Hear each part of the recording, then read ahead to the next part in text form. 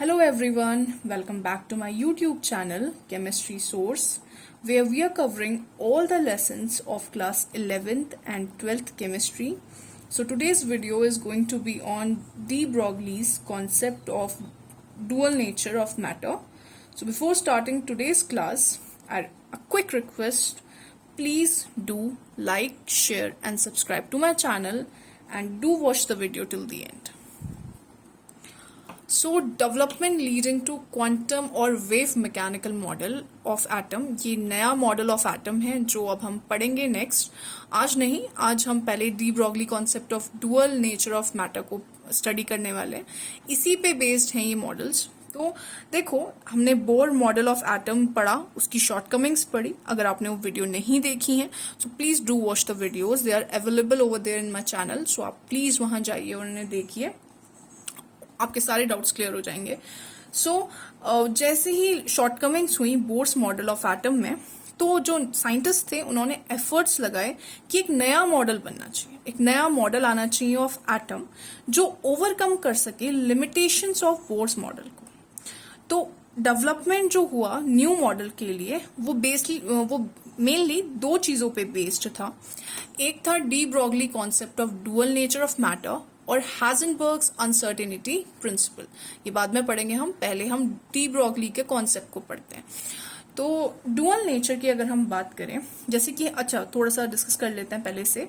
जो planks quantum theory है, ठीक है, जो बोर मॉडल था वो प्लैंक्स क्वांटम थ्योरी पे बेस्ड था। Planck's quantum theory, don't worry, I promise you, मैं जल्द ही उसका वीडियो लेके आऊंगी। So Bohr's model of atom जो था वो प्लैंक्स क्वांटम थ्योरी पे बेस्ड है। उसी तरीके से जो quantum mechanical model of atom है वो क्वांटम मैकेनिक्स पे बेस्ड है, मतलब वो क्वांटम मैकेनिक्स के बेसिस पे डेवलप किया गया है। और क्वांटम मैकेनिक्स जो है वो आपकी ऐसी साइंस है जो कंसीडर करती है ये दोनों पॉइंट्स को ही, तो इसलिए ये पढ़ने बहुत जरूरी हो जाते हैं।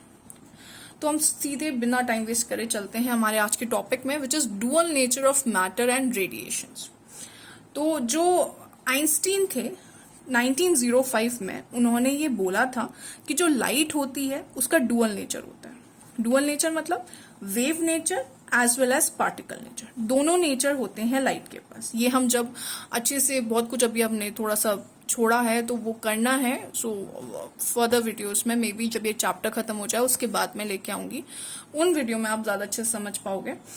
सो जो डी ब्रॉगली थे, फ्रेंच फिजिस्ट थे, 1924 में उन्होंने ये बोला था कि फोटॉन्स, जैसे फोटॉन्स हो गए, जैसे लाइक फोटॉन्स, वैसे ही अदर मटेरियल पार्टिकल्स जो होते हैं, electron, proton, atoms, molecule, even जो पीस ऑफ चॉक है या आयरन बार है या कोई पत्थर है, कोई भी माइक्रोस्कोपिक या मैक्रोस्कोपिक जो आपके पार्टिकल्स होते हैं या ऑब्जेक्ट्स बोल लो आप, वो सब क्या करते हैं, वो डुअल कैरेक्टर को पजेस करते हैं। मतलब उसमें वेव नेचर और पार्टिकल नेचर दोनों ही आपको देखने को मिलेगा। तो जो वेव एसोसिएटेड होती है पार्टिकल के साथ, उसको डी ब्रॉगली की वेव कहते हैं, या फिर डी ब्रॉगली वेव या फिर मैटर वेव भी कहा जाता है। ठीक है, the wave associated with a particle is called matter wave और डी ब्रॉगली वेव। अब ये जो मैटर वेव या डी ब्रॉगली की वेव है, हम इसे कैलकुलेट करेंगे। सो डी ब्रॉगली रिलेशन, यहां से हम वेवलेंथ ऑफ डी ब्रॉगली जो है, डी ब्रॉगली की वेवलेंथ को कैलकुलेट करेंगे। सो देखो क्या था, जो फोटोन था, ठीक है ना, in the case of photon, अगर आप फोटोन का केस लो, सो ऐसा देखा जाता है कि जो वेव कैरेक्टर होता है, वेव कैरेक्टर को एज्यूम करते हैं हम E is equals to H nu से। एनर्जी अगर आप देते हो तो energy is equals to H nu होता है, विच इज, ये किसके अकॉर्डिंग है, प्लैंक्स क्वांटम थ्योरी के अकॉर्डिंग है, according to Planck's quantum theory. तो प्लैंक्स क्वांटम थ्योरी के हिसाब से ये होता है E is equals to H nu. Planck's quantum theory पे एक वीडियो आएगी पक्का, तो फिर उस टाइम पे आपको ये अच्छे समझ में आ जाएगा। अभी के लिए आप इतना समझो that E is equals to H nu होता है according to Planck's quantum theory, ठीक है। और ये फोटोन के लिए है जब आपका वेव कैरेक्टर है, तो energy E is equals to H nu करके दी जाती है, ठीक है। If the photon is suppose to have particle character, अगर उसके पास पार्टिकल कैरेक्टर है, पार्टिकल नेचर है उसका, तब जो एनर्जी होती है E is equals to mc square होती है, ठीक है। यहाँ पे ये किसके हिसाब से, according to Einstein equation, according to Einstein equation ये है, ठीक है। अच्छा, यहाँ पे h क्या है, दिस इज प्लैंक्स कांस्टेंट, इसकी फिक्स्ड वैल्यू होती है विच इज 6.6। आपको ये मैंने पीछे वीडियोस में बता रखा है वैसे, 6.626 into 10⁻⁻34 joule second. New is frequency, ठीक है, ये फ्रीक्वेंसी होती है। E is equals to mc square, which is m is the mass of the photon. Here m is the mass of photon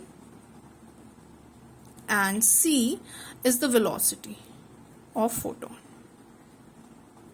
Okay, so velocity of photon means velocity of light, which is 3 into 10⁸ meter per second. ठीक, तो ये चीजें हैं। अगर आप देखो, इसको first equation डालते हैं हम, and this is इसको second equation. Now comparing the two equations, we are going to compare the two equations, क्योंकि लेफ्ट साइड इक्वल है तो राइट साइड भी इक्वल होने वाला है। This is h nu is equals to mc square on comparing 1 and 2। ठीक है, हमने दोनों को इक्वेट कर दिया। सो यहाँ से आप किसकी वैल्यू, यहाँ से अगर आप न्यू की वैल्यू, वेट, सिंस हमें लेमडा निकालना है तो हम क्या करते हैं, हमें पता है nu, the value of nu is c by lambda, wavelength. Nu is equals to c by wavelength. आप इसको यहाँ पे पुट कर दो न्यू की जगह में, nu is equals to mc square. c से एक c कट जाएगा। अब आप क्या करोगे, लेमडा की वैल्यू निकालोगे। सो ये पहले h upon lambda is equals to mc, lambda ऊपर जाएगा which is h upon mc। तो ये वैल्यू मिली है आपको फॉर फोटोन, ये फोटोन के केस के लिए, ठीक है।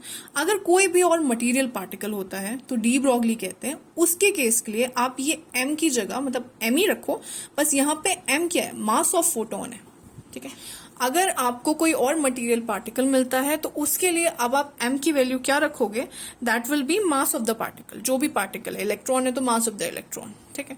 c क्या है, c यहाँ पे वेलोसिटी है आपकी फोटोन की। अगर आप फॉर मटेरियल पार्टिकल के रख रहे हो तो फिर c की जगह आप वेलोसिटी ऑफ मटेरियल पार्टिकल रखोगे।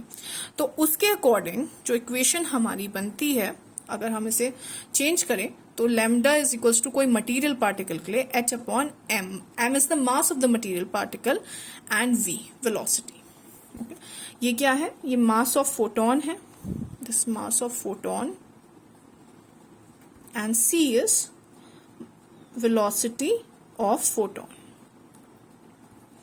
Now we are changing the mass. Mass now is going to be mass of material particle.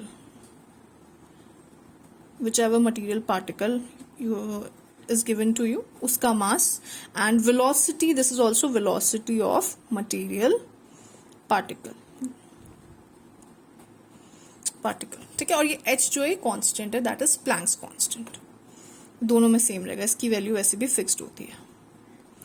Value is, keep revising the values, तभी याद होंगी आपको। That is 6.626 into 10⁻⁻34 joule second.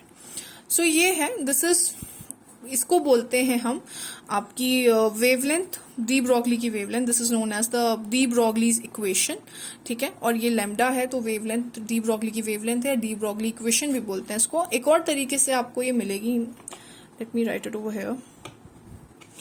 आप इसको ऐसे भी लिख सकते हो, lambda is equals to h upon mv की जगह p, बिकॉज वी नो कि mv क्या होता है, मोमेंटम होता है, उसे p से डिनोट करते हैं, ठीक है। This is momentum,